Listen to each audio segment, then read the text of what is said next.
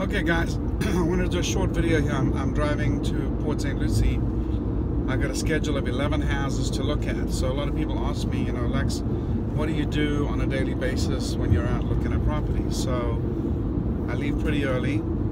It's right now 8:30, and on my agenda for today is 11 different houses that I'm looking at. All right, and so of these houses, I got 5 in Fort Pierce and 6 in Port St. Lucie. The properties in Fort Pierce are rental properties that I either own or am acquiring, and the properties in Port St. Lucie are fix and flips that I either am currently working on or looking to buy. So that's what's on the agenda for today, and typically like to go once a week to the properties just to see what's going on, review the work. You know, you got a lot of contractors out in the field. I got 6 different crews out there right now, and everyone's running up Home Depot charges, and everyone's asking for money to be wired, and you got all these wires going out.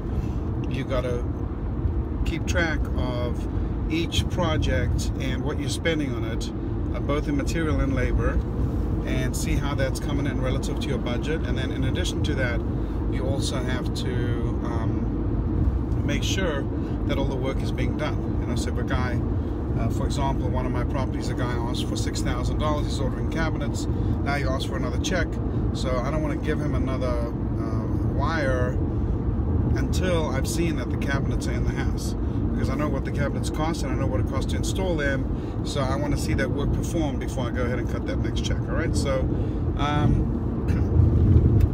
when you're out and about looking at properties, so some key points. A lot of people tell me they want to get into this business, they're going to do their first fix and flip, and I said to them, well, how many properties have you seen? And they asked me, well, what do you mean? I said, well, how many houses have you looked at? I say 2 or 9 or 3. And I say, well, you know, I look at a lot of properties every week on the computer, as well as going physically and looking at the properties. So today I'm going up just to an area called in St. Lucie County, which is about an hour and a half north of where I live in Boca, and I'm looking at these 11 houses. But in addition to that, I also look at a lot of houses in the area around where I live. And you know, if you come to my boot camps, or if you followed any of my trainings, you see we speak about target markets and having a radius of around 20 to 30 minutes around where you live, and picking out cities that could be good target markets in that area. So in my case, I live in Boca Raton, Florida, and if I were to do a 30-mile radius, I got a lot of cities in there that I could visit: Hollywood, Fort Lauderdale, Pompano Beach, Deerfield Beach, Delray Beach, Boynton Beach, Lake Worth, Lantana, etc. Right? So basically, I got about 15 target market cities I can look at that I can get to relatively quickly if I needed to. Meaning, if I saw something I liked, I could hop in the car and be at the property in 20 or 30 minutes, no more, and back in my office within, you know, under an hour. So I'm looking at properties all the time, and so when I ask students how many properties they've seen, and they say none or 2 or 3, I say, well, you know what, you're gonna have to pick up the pace, because I'm looking at, you know, 20 or 30 a week, and I'm talking physically looking at the house. On the computer, I'm looking at hundreds a week. You know, for the purposes of wholesaling, it's a little different, because you don't necessarily have to physically go to each house, because if you plan on wholesaling it, you're not going to keep it anyway, so the repair estimate, etc., is not as relevant to you. However, you should still be looking at a few hundred houses a week on the computer, so going through the different auction sites. So there really are no shortcuts in this business. You can look for properties whether you're looking online, you're looking offline. I'll do another video once I get up there of what I look for once I'm in the field. You know, so now I'm on the freeway, there's not much to look at. The hour and 15 minutes that I spent driving up on that freeway is a great time to listen to podcasts and motivational items, right? So I do that every day. If you've read any of my productivity blog posts, you see that every day starts out with education. So when I'm in the office, then that education will be on the computer in the form of a tutorial or a YouTube video or something of that nature. When I'm out of the office, let's say for example driving or walking, then what I'll do is that educational component will switch over to a podcast so that I can listen to it on my headset. But either way, each day starts out with an educational component, and that educational component has to have something in it which provides you some kind of knowledge or education or some new idea that not only is a new idea but something that you can actually implement, right? So now that you've got that component out of the day, then your next component is to go and look for property. So whether you want to be a landlord, or whether you want to buy, fix and flip, or whether you want to buy, fix and rent, you still need to find houses. And finding houses is, in the beginning, for a new investor, one of the most challenging. That's why we spend a lot of time teaching that at the boot camp, how to look for houses and how to identify what's a good deal based on after repair value, repair estimates, etc. So but when you do find a deal, let's say for the purposes of a fix and flip, which is what I'm doing today, you see something on a computer, it looks pretty good, maybe you call the realtor, you make an offer, you're going back and forth. Let's say a house is listed at $89,000, you offer 80, and the realtor comes back and says they spoke to the seller and the seller wants to get 87, and you say, well, I'm willing to go to 84. And now at this point in time, you feel like you definitely can get the house at 87, but you might be able to lock it up for 85. So now the question becomes, well, what's the house worth? So it's easy to look on a computer and see comparable sales. We use a company called Sitex for our comparable sales. So you can see on a computer what the comps are worth. You can see what houses that are sold to cash buyers sell for, and you can see what houses that sell to retail buyers sell for, to figure out your ARV. So on paper it looks good. You can buy it for 85. Let's say the ARV is 140. So on paper it looks good. And then we go and check the MLS. We see what's listed in that zip code and that subdivision in that city to make sure that our ARV numbers work. And if that looks good, then the next step is to get in the car and go and look at the property. And the funny thing about that step is it's a very, very difficult step to outsource. And the reason I say that is because if you're going to outsource that, you have to have a dedicated project manager, someone who actually knows exactly what to look for in the field, preferably someone who was trained by you. In my case, someone trained by me. Because if not, if you just rely on people to go out into the field and take some photos and some videos, there's certain things you just will not see in a photo or a video.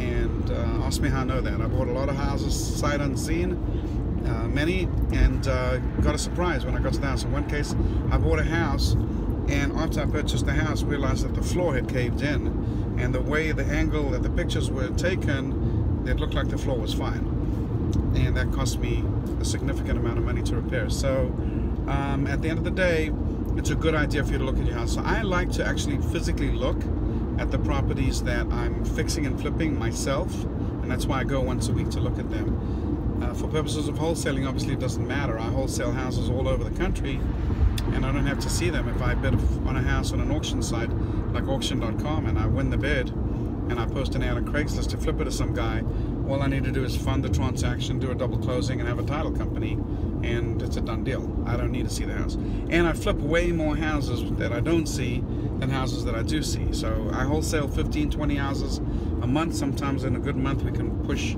almost 30 closings on wholesales. But I don't see most of those houses. In fact, I see almost none of them, right? I just get them, put them out to our list, sell them, and make some money. But on houses that I fix and flip, that I'm actually going to close on and borrow funds and do the rehab myself, then I want to take a look at the house. And I want to make sure that I can calculate the repair estimate, the ARV, what the house will be worth fixed up, what it would cost to fix it up, and there needs to be sufficient spread in there. So the spread I like to get is what I call the 30-30 rule, which is at least a 30,000 profit or a 30% return. Now keep in mind that I'm talking about houses in this price range of around 100,000 to buy and 150 to sell, because that's a price range that works here.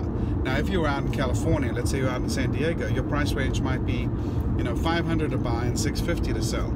So then obviously there'd be way more than 30,000, but it might be less than 30%, right? So you have to adjust according to your market. An example I just gave you, the buying a house for 500, selling it for 650, 150 out of 500 is a little bit below 30%, right? But those are accurate numbers.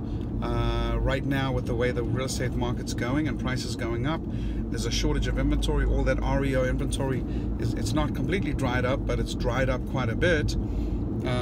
And there's more buyers and more cash investors coming in, foreign investors coming in, and all these people are gobbling up deals, and they're pushing up all the prices on all the auction sites and on all the listings, all the REOs and short sales, to the point where that spread is getting harder and harder to find. So if I look right now at the 13 rehabs that I'm doing, I'm not getting that 30% spread on them right now. I'm not getting even close to that. I'm getting more like 24%, 21% in this current market today. And if I want to push that number up, if I want to push that spread up, I'm going to need to go where other investors won't. So I'm going to need to either go further, or I'm going to need to go into more product that other people don't want to touch. Worse neighborhoods, etc. Right? So in our market, we live in South Florida. South Florida is very hot. Anything from Miami up to West Palm is sizzling hot, especially the Miami area. So it's very hard to find a deal down there. As you move north and west, it gets easier, right? So typically, as the real estate market goes up and deals are harder and harder to find, you'll find that investors in our market are moving north and west, and the same happens in many cities all over the country, like Chicago, Los Angeles, New York, etc., where people are going further and further to find a deal. And as that evolves, the market's getting higher and higher and higher until it gets to the point where you can't find a deal anywhere. And at that point, obviously, we've reached a new peak and are setting ourselves up for a new correction. So I think that we're in this market right now. You know, real estate runs in about 18-year cycles. I think in this market that we're in right now, we bottomed around 2009-10. I think that we've had our 5-year lull down, we've had our rally up, and I think we're probably somewhere in around the 5th or the 6th inning, and we've probably got a good 4 or 5 years left. So it's now 2017, and if we did our cycle in a 14-year run, bottoming in the 2009, well, then that would put us out to about 2023. So 2017, that would be 6 years. If we went off the blow of 2006 and we did an 18-year cycle on that, would put us to 2024. However, having said that, there have been some cycles that have been shorter, like 14 or 15 years. So that's why I believe that we're somewhere around 3 to 6 years out, you know. But guess when most of the money is made? Guess when most of the money is made in real estate? Just like in the stock market, in the last legs of the run. So people look at our market today and they say, well, I think it's gone up too much and I don't think it's a good time to invest. Well, let me tell you something. Every real estate cycle we've ever had, when we boomed, we surpassed the previous high. So I don't see why this cycle should be any different, because for number one, there's no esoteric mortgages going on around offering people, you know, ARMs and negative AM loans, right? That's not happening. So that means there's still a ton of buyers who can't even get approved for a mortgage. That's number one. Number two, interest rates are a lot lower now than they were back in 2006. So most economists don't foresee any change to that.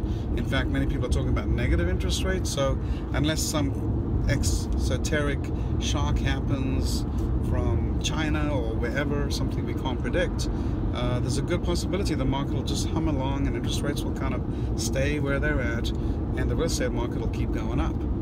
And if anything were to have a shock, I think the stock market has got much more likelihood. And if that were to happen, well, where would all that money run? I think the answer is pretty obvious. It would run to real estate, just like it did in 2000. So I think that when you put all of that together and you look at it, now is a really, really good time.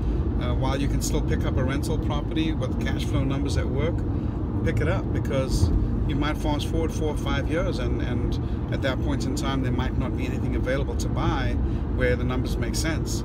You know, if you can't cash flow, you can't buy. You can sell, but you can't buy.